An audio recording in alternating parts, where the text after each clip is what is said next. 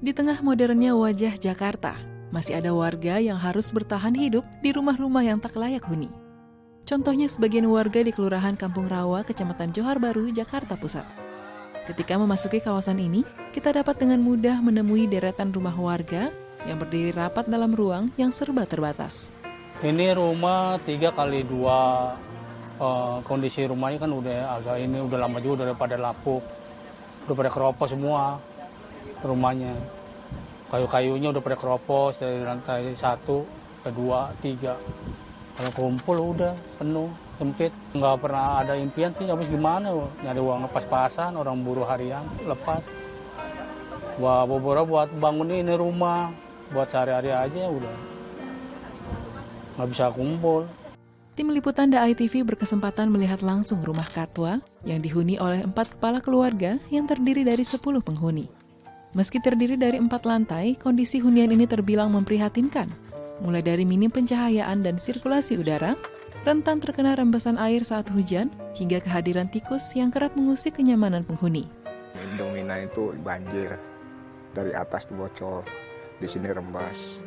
Dan itu sebelah udah dibangun kan tikus masuk ke sini semua, yang ini yang kabel bahkannya kan, kabel aja yang digigitin. Ini aja berapa nih kulkas saya nih, berapa kali ganti putus. Kadang-kadang nggak takut sama orang, anak saya. Nggak bekal ini.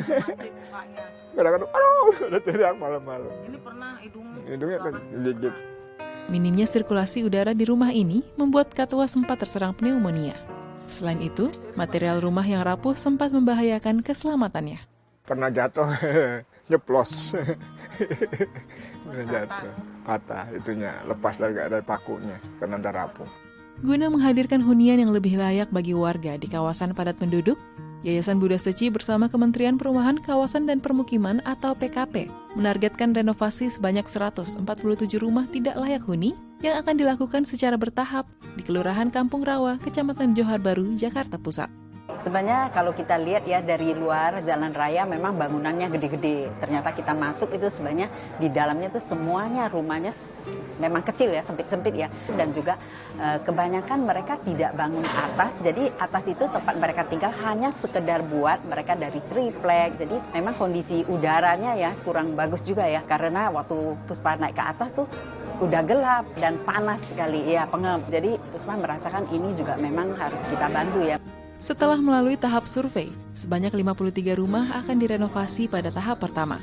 Setiap kepala keluarga juga akan mendapatkan bantuan biaya hunian sementara selama masa renovasi. Memang dari Yayasan Buddha Seci juga ada mempersiapkan ya untuk sewa dia punya rumah 1 bulan 1 juta biaya untuk meringankan mereka juga. Jadi ini juga kalau enggak mereka pasti juga bingung ya. Memang ada yang ada keluarga yang mereka bisa tumpangin tapi ada juga yang nggak ada. Terpilih sebagai penerima manfaat renovasi rumah tentu membawa kebahagiaan tersendiri bagi warga. Harapan untuk tinggal di tempat yang layak, nyaman dan sehat bersama keluarga akhirnya bisa terwujud. Alhamdulillah, saya nggak mendengar saya gini mau dibangun, udah syukur banget karena kita belum mampu gitu. Alhamdulillah sih seneng, udah hampir ini dikasih buat kontrakan. Saya juga banyak terima kasih deh sama ini yang Bunda Cuci. Mudah-mudahan nyaman aja kalau udah di bedah mah udah rapi lah, udah nggak ada tikus, nggak ada kecoa.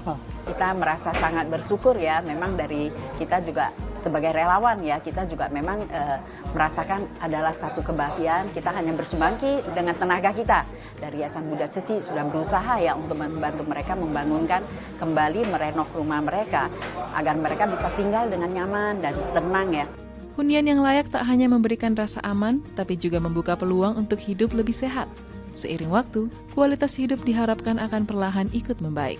Grace Colin, Ridwan Afriandi, DAI TV.